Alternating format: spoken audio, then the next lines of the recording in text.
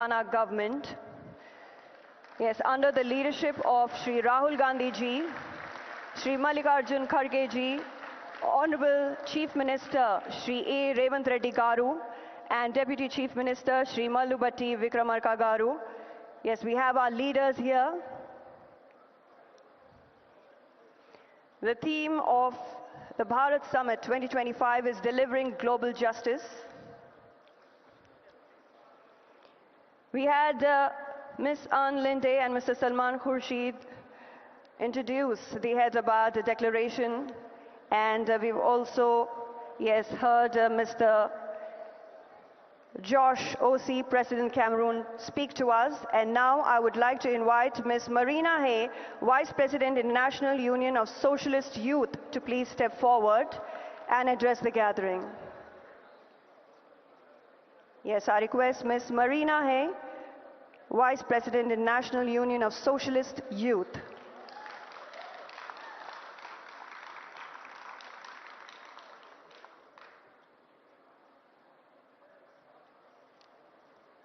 Thank you so much. It is a huge honour to be here today. My name is Marina and I am a proud member of the New Zealand Labour Party. But I'm here today, thank you. But I'm here today to represent the International Union of Socialist Youth, which was founded in 1907 to confront growing nationalisation and nationalism and militarisation, much like we face today.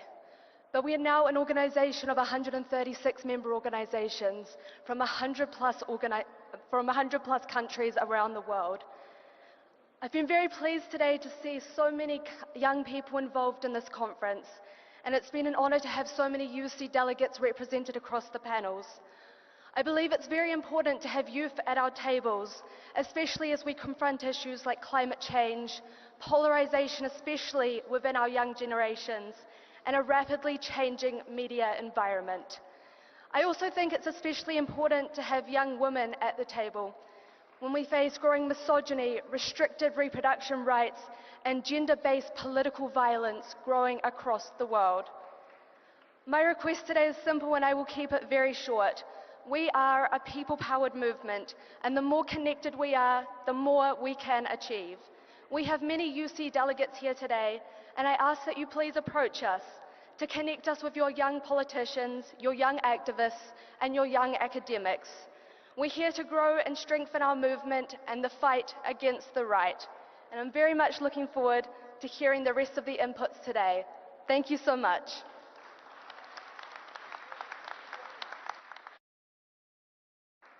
Thank you so much, Ms. Marina Hay there. Thank you so much for the remarks. I now request Ms. Jessica Ortega, Citizens Movement, Mexico, to please step forward and address the gathering.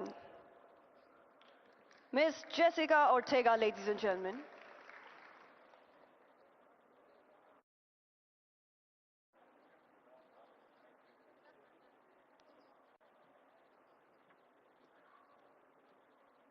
Muchas gracias. Primero quiero agradecer al Gobierno de Telangana por esta hospitalidad, a todas y a todos los delegados que nos encontramos hoy aquí en esta importante reunión. A nombre de América Latina y en especial de México, mi país, quiero decirles que estamos muy agradecidos y contentas y contentos por todas las atenciones que han tenido con nosotros. Queridas y queridos camaradas, vivimos tiempos de retos.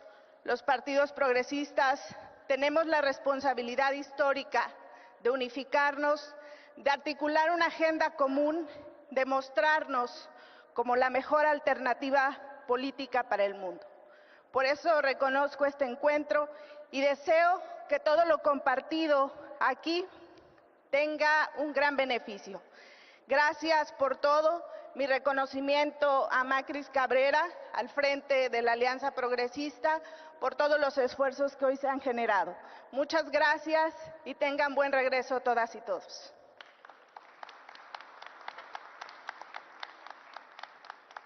Thank you so much, Ms. Jessica Ortega. I now, ladies and gentlemen, would like to invite our Deputy Chief Minister, Shri Mallubatti Vikramarka Garu, to please step forward and address the gathering.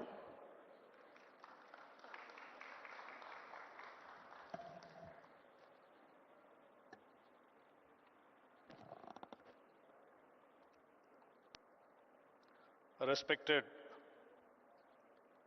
our beloved leader, Sri Rahul Gandhi ji, leader of opposition Lok Sabha,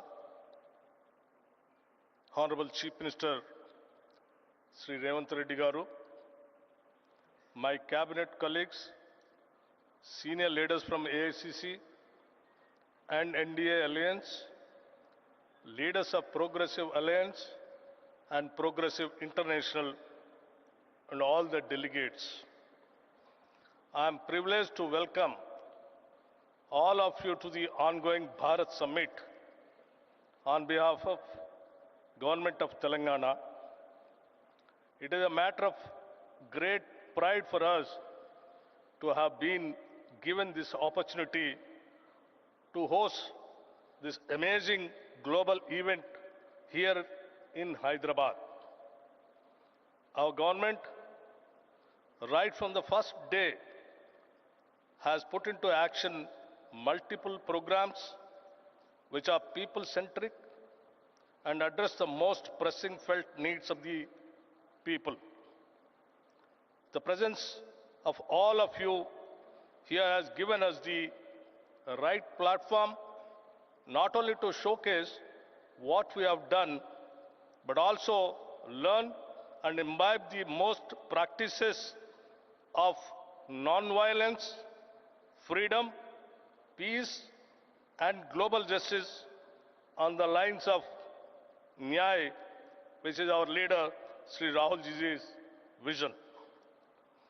We do hope that this engagement will continue beyond this summit also, and we will continue to enrich our ideals, policies, and programs in days to come. Warm welcome once again. We want to make this Bharath Summit an annual feature. Thank you.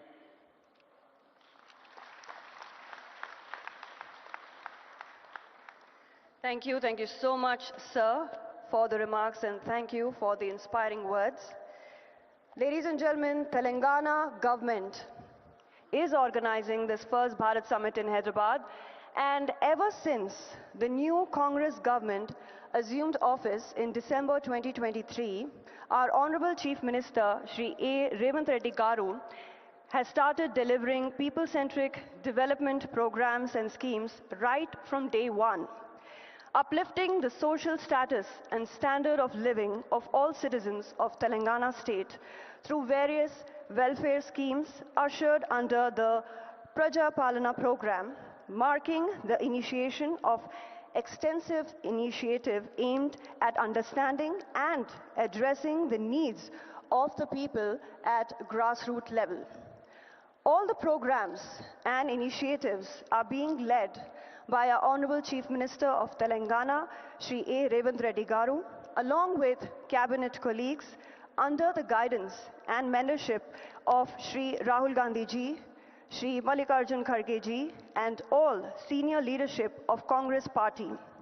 I now request our Honorable Chief Minister, Shri Cmrevanthreddy Garu, to please address the gathering.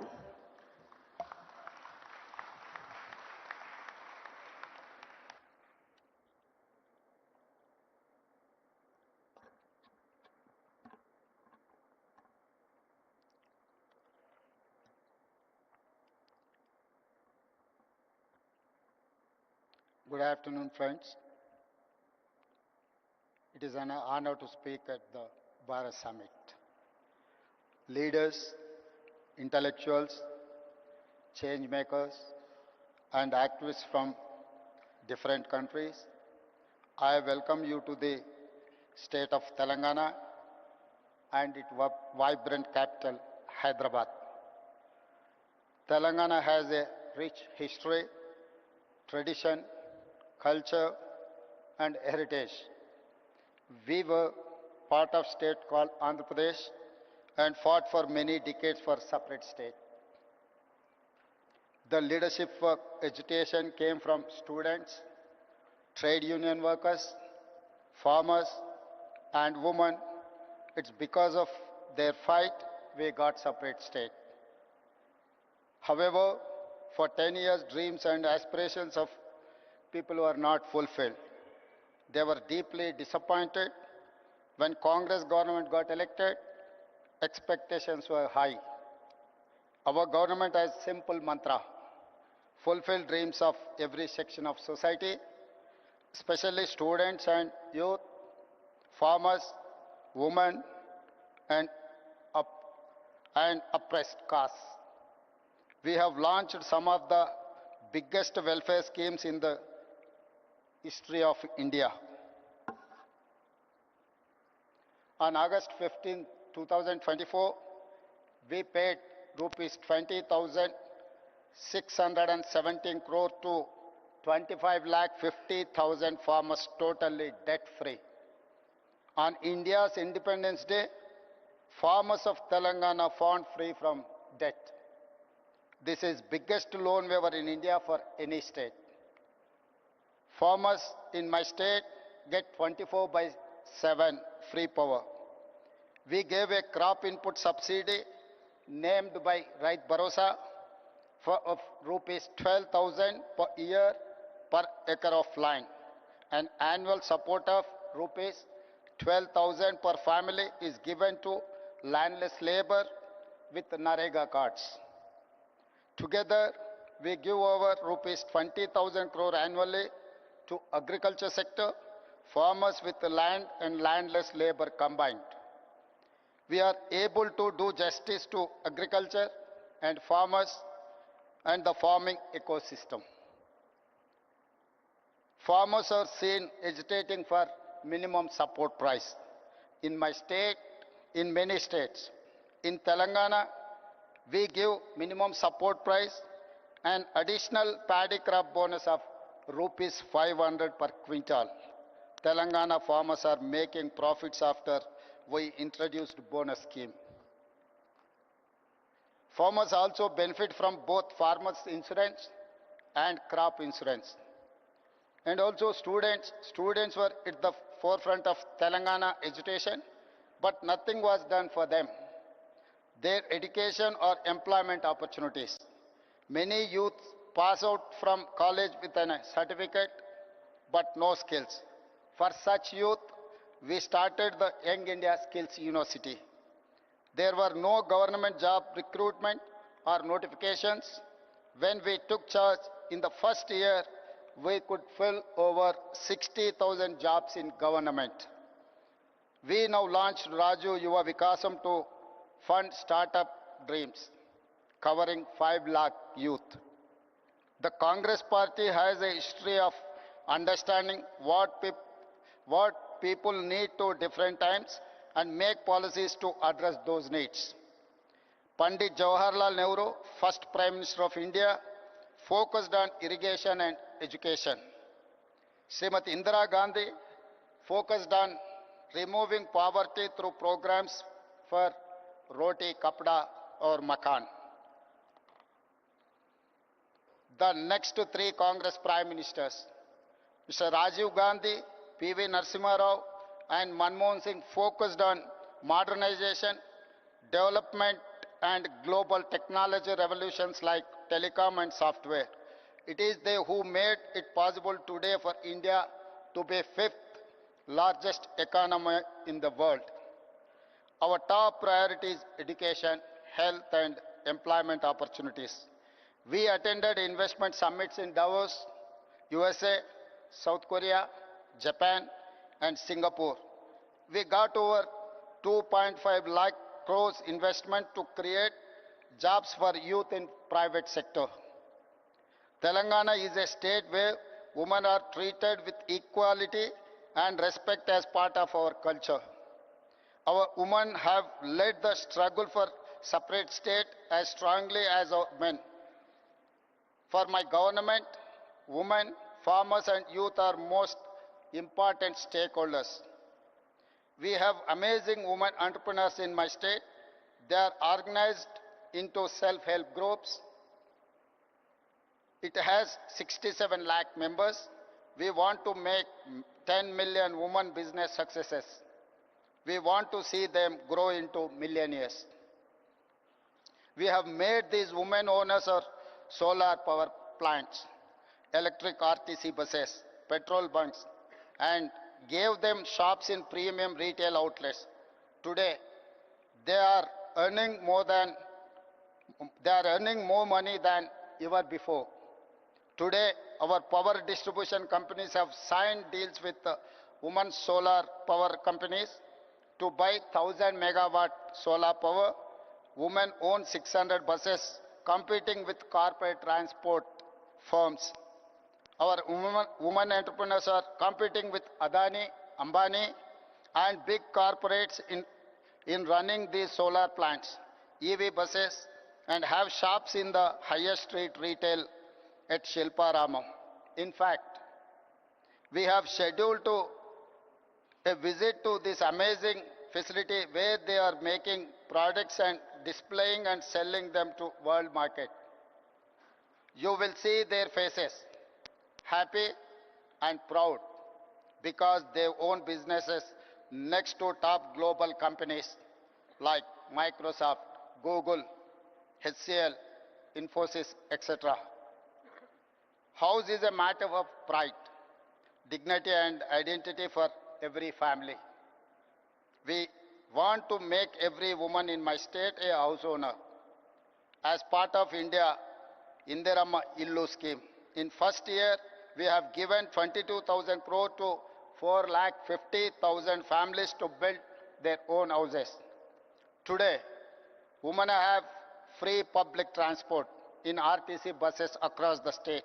So far in 15 months, we have spent 5,000 crore on the free bus scheme for women. Women look after entire family, so we ensure best free rides through rations. Free domestic electricity and rupees 500 per gas cylinder. For our government, education and healthcare are top priorities. The Rajiv Arogyasri is one of the best universal healthcare support schemes, where treatment of up to 10 lakh is paid by government. We give financial assistance to citizens for healthcare through CM Relief Fund. In 1 year, we have given 1,000 crores so far. Water is our lifeline of civilization.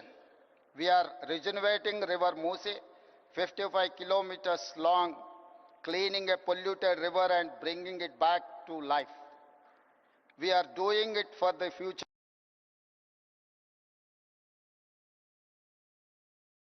city and protect people from pollution. We have studied river and waterfront development in many cities, including River Hudson in New York, Thames in London, Sumida in Tokyo. Muse will become biggest attraction of our city in the future and create thousands of jobs. Infrastructure is crucial to fight poverty and create wealth for all. We are undertaking many infra projects to make Hyderabad a top global city. We are building future city, a 30,000 acre world-class city, a regional ring road of 370 kilometers long and expanding our metro railway. You must have visited Charminar, Golconda Fort, Makkah Masjid, Hussain Sagar Lake and Buddha statue. In times ahead, we will add many modern marvels.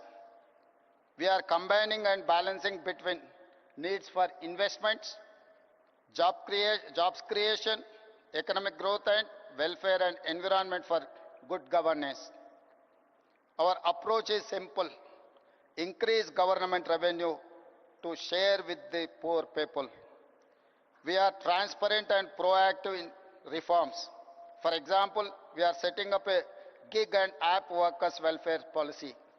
We have shared draft policy in public for feedback and suggestions. We conduct Prajavani, where citizens can share all their issues and problems. Every week, officials, MLAs, MLCs, ministers, and Chief Minister listen to people's grievances to address them.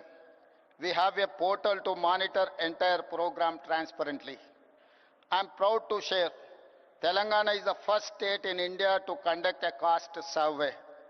For nearly 100 years, no one conducted it. Empowerment of BCs is part of Telangana model. It is a reason why Telangana is rising.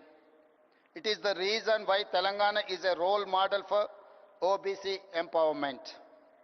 We are first state in India to subclassify quota for Dalits to fulfill their age-old demand. Now, 15% SC quota is subdivided among subcastes. We are proud to say Telangana is rising because of Dalits are rising. I am delighted to share that Telangana is the first government to recruit third gender in our government as part of traffic police force. We will take them into other departments too.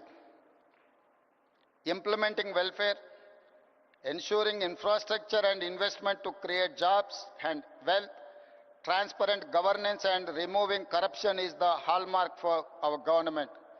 We are already seeing results. Fastest growing economy, highest per capita income, fastest jobs creation, lowest inflation, best policing, highest own tax collections, rapidly emerging as a hub in many sectors like global competency centers or otherwise GCCs, EVs and data centers. Our work has started. We have to do a lot more. I invite all of you to please join this mission to change lives of people of positively. You must use your experience, knowledge, skills to share the Telangana rising story and give us inputs to do better work. Tell the world what you have seen and witnessed. Tell the world about our vision, our work, our achievements, the transformation and people's views. Become the brand ambassadors of Telangana Rising. I wish you all wonderful time at Bharath Summit. Thank you. Thank you very much.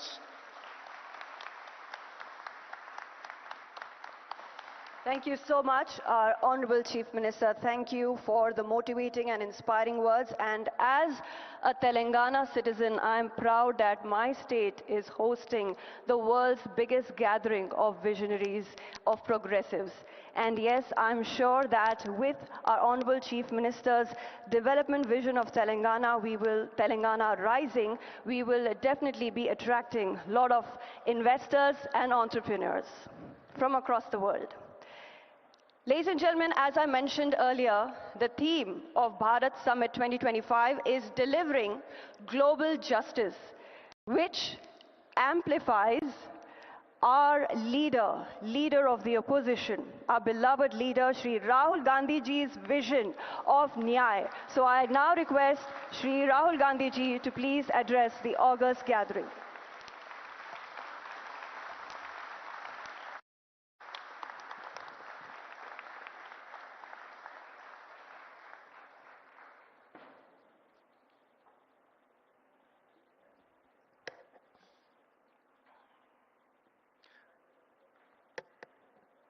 I'd like to welcome all the delegates from different countries who have come here for the summit. I'd also like to begin by thanking you for standing in solidarity with us against what happened in Kashmir a few days ago. I apologize. I was supposed to be here yesterday, but I was forced to cancel my visit here yesterday because I had to go to Kashmir and meet some of the injured people. I'd also like to thank Reddy ji and the Telangana government for hosting this wonderful summit.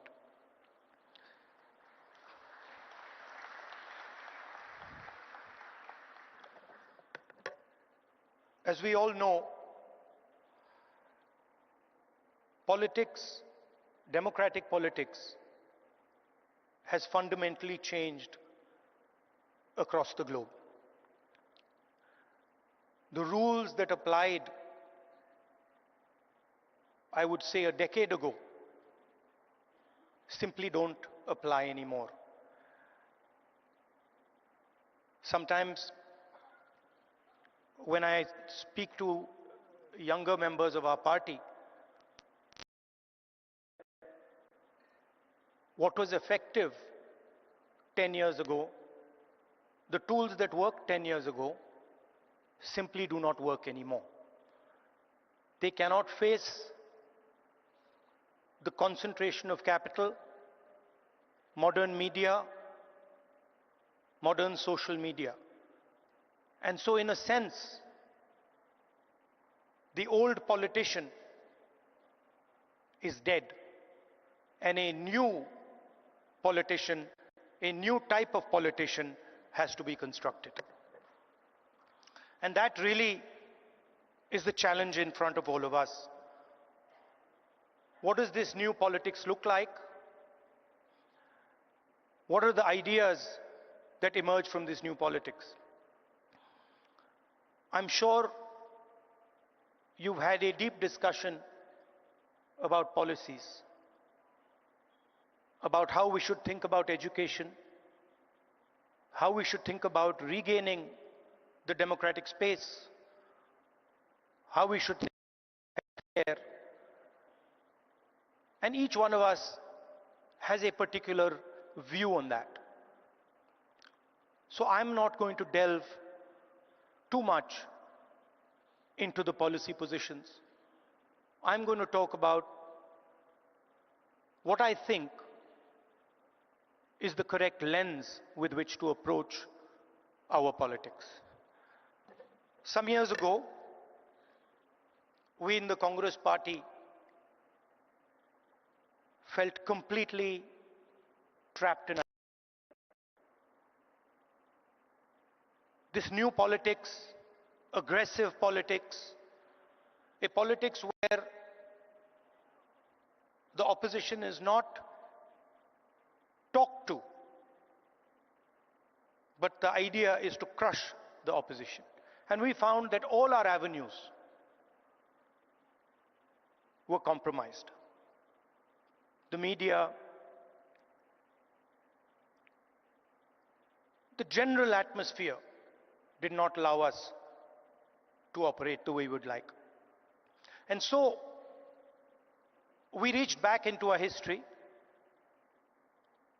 and we decided to walk from Kanyakumari, which is one of the southernmost parts of our country, all the way to Kashmir, where I was yesterday. And I'd like to tell you a little bit about what I and some of my colleagues discovered on that journey. It's not a small walk, 4,000 kilometers.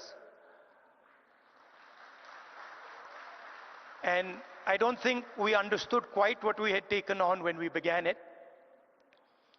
But once we began, there was no way backwards. So we just carried on walking right to the end. And I essentially learned two things from that walk.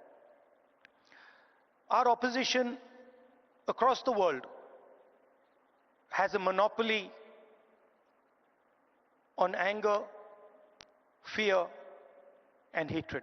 And there's no way that we are ever going to be able to compete with them on anger, fear, and hatred. They are going to outdo us, outmaneuver us, and beat us every single time when it comes to fear, anger, and hatred.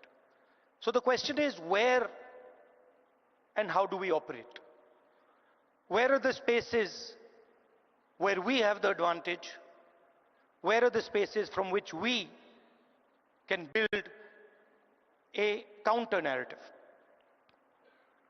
So the walk started in Kanyakumari, and slowly as it progressed, more and more people started to join this walk. And within 10-15 days, walk would start at 6 in the morning, and we would have thousands and thousands and thousands of people walking with us, pushing us, people trying to come in, and it was something to see. My job was walking and listening to people. And the one rule we had was that anybody, regardless of who he is, who she is, should be able to come to the center of where we were walking and have a conversation with me or the other leaders there. And so we followed this rule rigorously. As we walked,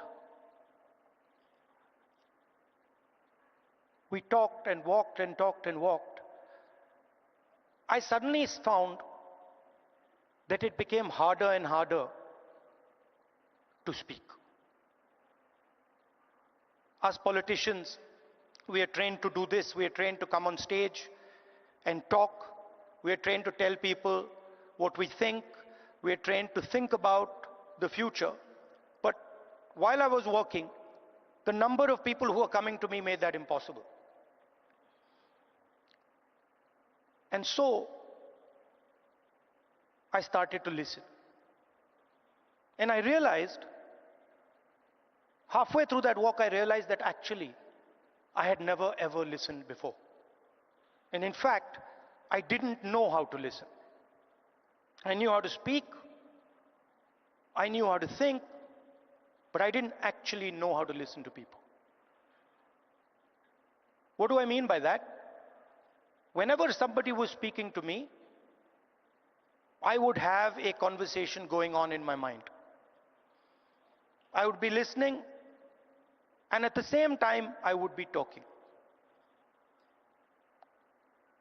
Relatively quickly into the yatra, the talking completely stopped. And all I was doing was listening to the people who were coming next to me.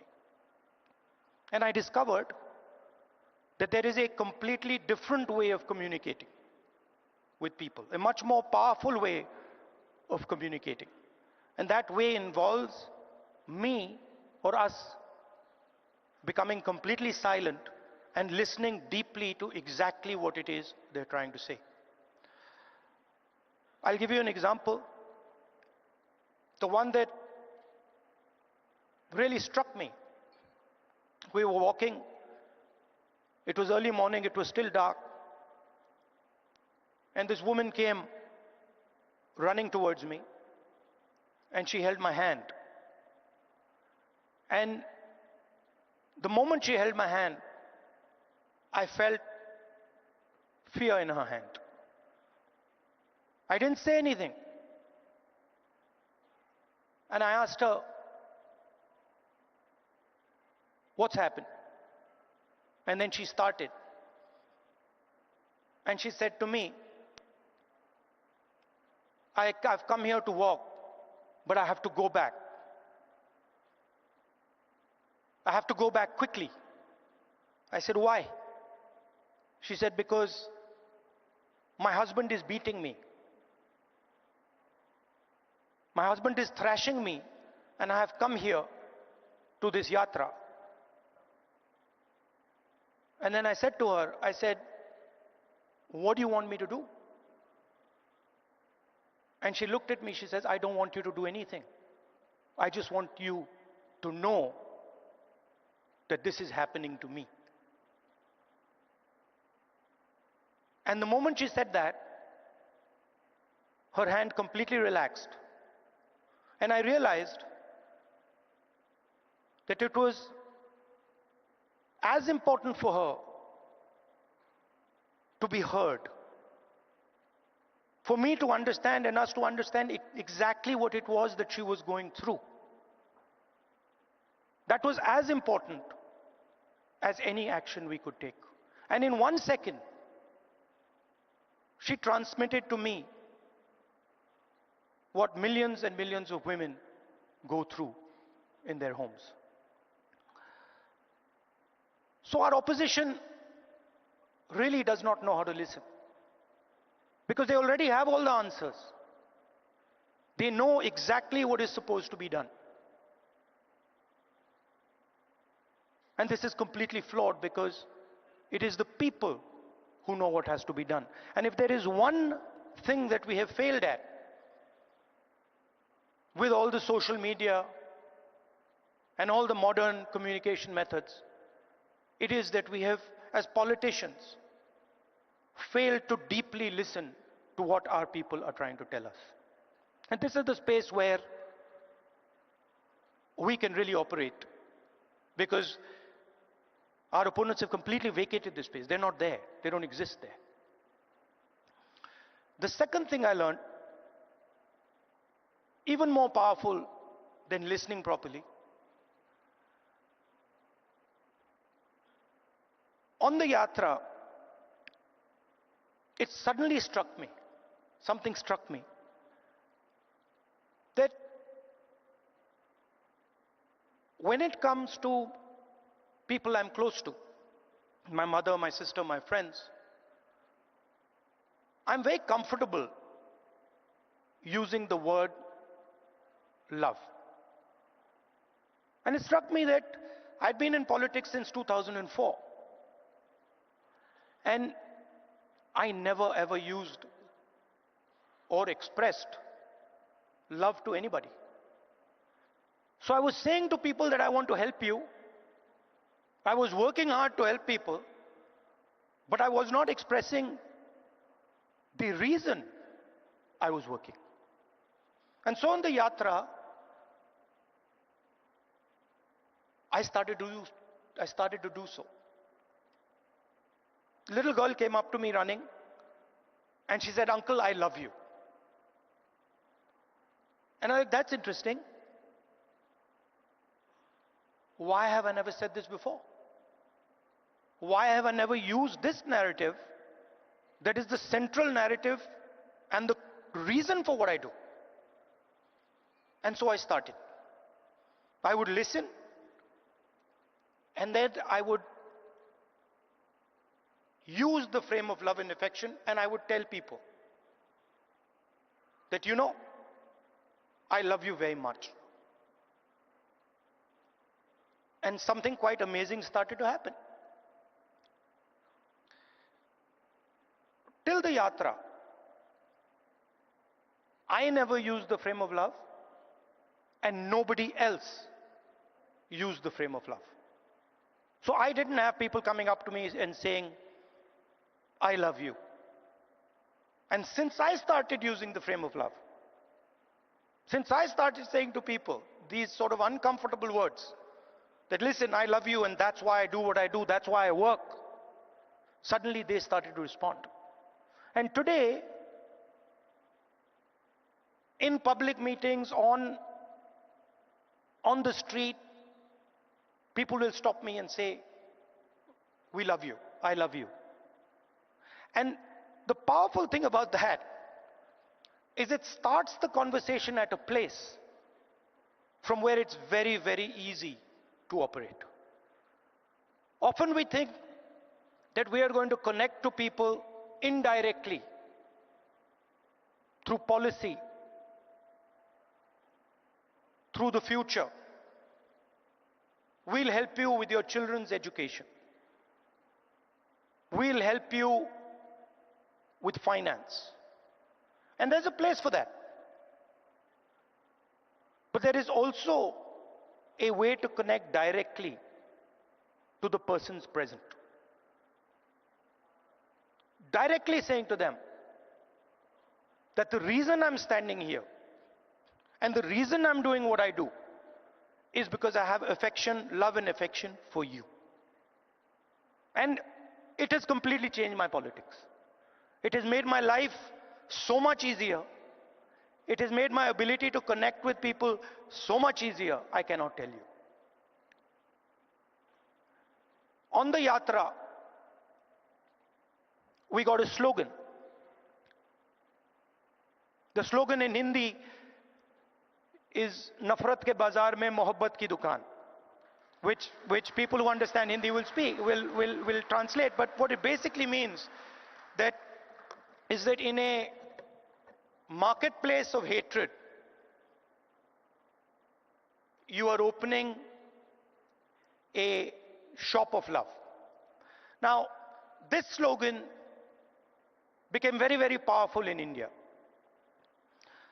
The idea that no matter how much hatred someone spreads, the biggest and most powerful way to disrupt them is not to copy them, not to argue with them, not to fight with them, but right in front of their hatred, to place the idea of love and affection. So that, I think, is a framework, a potential framework for our politics. We can disagree on policies. In fact, I'm sure that every single one of us will disagree on some policy matter or the other. But the lens we use, we can all agree on. Their lens is hatred, their lens is fear, their lens is anger. Fear leads to anger, ossified anger is hatred. And our lens should be that which cuts their lens. Our lens should be love, our lens should be affection, and our lens should be listening to the wishes and the will of the people we are supposed to represent. I'd like to thank all of you for coming here. It's an honor for me to listen to what you're saying, to work with you, and I'm confident that this summit will generate the ideas that we need to build a new politics in India and the rest of the world. Thank you very much.